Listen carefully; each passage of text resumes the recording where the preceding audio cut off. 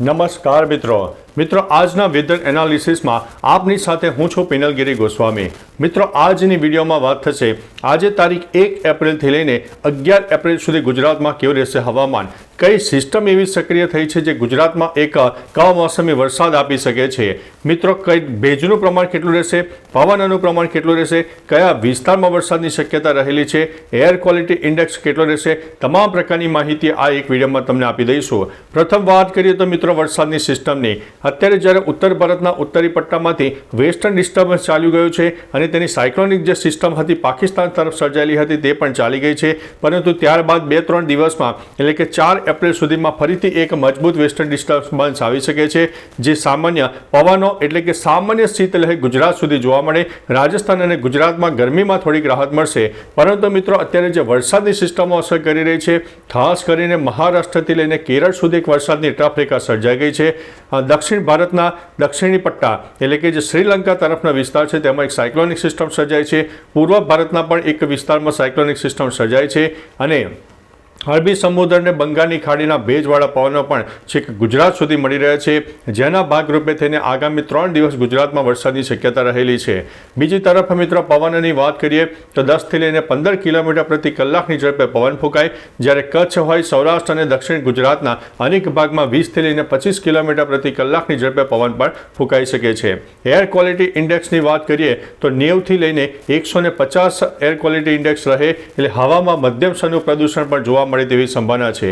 બીજી તરફ મિત્રો અત્યારે જ્યારે કાળઝાળ ગરમી પણ કોઈ વિસ્તારમાં વધુ પડી રહી છે, બીજી તરફ કમોસમી વરસાદની આગાહી છે, ત્યારે ગરમીની વાત કરીએ તો ન્યૂનતમ તાપમાન 22થી લઈને 30 ડિગ્રીની આસપાસ જોવા મળે, જ્યારે મહત્તમ તાપમાન 37થી લઈને 42 ડિગ્રી સુધી હજુ પણ કોઈ વિસ્તારમાં ચાલ્યું જાય તેવી સંભાવના છે, કારણ કે એક તરફ ગરમીનો માહોલ અને એક તરફ જ્યારે મહારાષ્ટ્રથી લઈને કેરળ સુધી વરસાદની ટ્રફરેખા સર્જાય છે, જેના ભાગરૂપે થઈને દક્ષિણ ગુજરાત હોય સૌરાષ્ટ્રનો દક્ષિણ પટ્ટો હોય તેમાં વરસાદની શક્યતા રહેલી છે।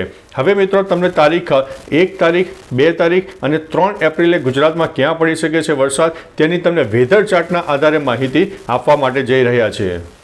હવે મિત્રો તારીખ પ્રમાણે વાત કરીએ તો આજે તારીખ 1 એપ્રિલ 2025 ત્યારે આજે વહેલી સવારથી જ દક્ષિણ ગુજરાત, મધ્ય ગુજરાત અને સૌરાષ્ટ્રના અનેક ભાગોમાં આંશિક વાદળોનો રાઉન્ડ છવાઈ ગયો છે, જાણે કે અત્યારે જ વરસાદ થઈ શકે તેવી શક્યતા દેખાઈ રહી છે।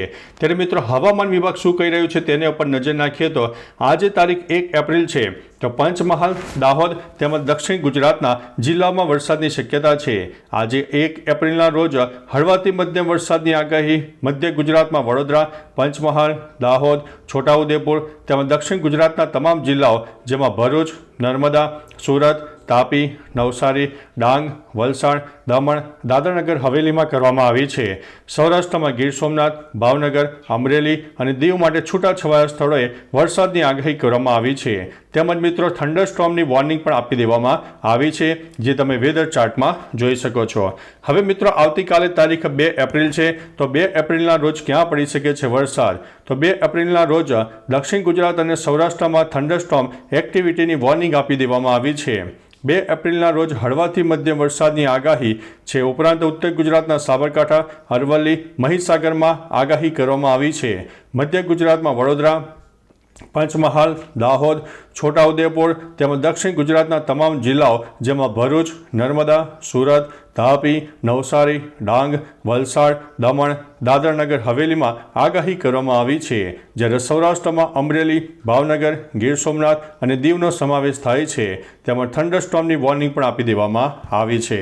હવે મિત્રો ત્યારબાદ તારીખ 3 એપ્રિલના રોજ કેવું રહેશે હવામાન, તો ચોથા દિવસે એટલે કે 3 એપ્રિલના રોજ મરાઠવાડામાં સાયક્લોનિક સિસ્ટમ સર્જાયું છે, એટલે કે 3 એપ્રિલે છોટાઉદેપુર, નર્મદા, ડાંગ અને તાપીમાં છૂટાછવાયા સ્થળે હળવાથી મધ્યમ વરસાદની શક્યતા વર્ણવવામાં આવી છે।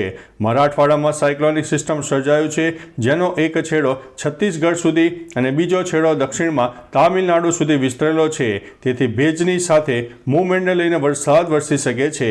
પવનની દિશા ઉત્તરથી ઉત્તર પૂર્વ તરફની રહેશે।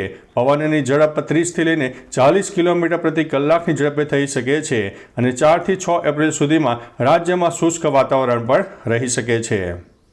તો ચાલો મિત્રો ફરીથી એક નવી આગાહી લઈને મળતા રહીશું, ત્યાં સુધી અમને રજા આપશો। નમસ્તે।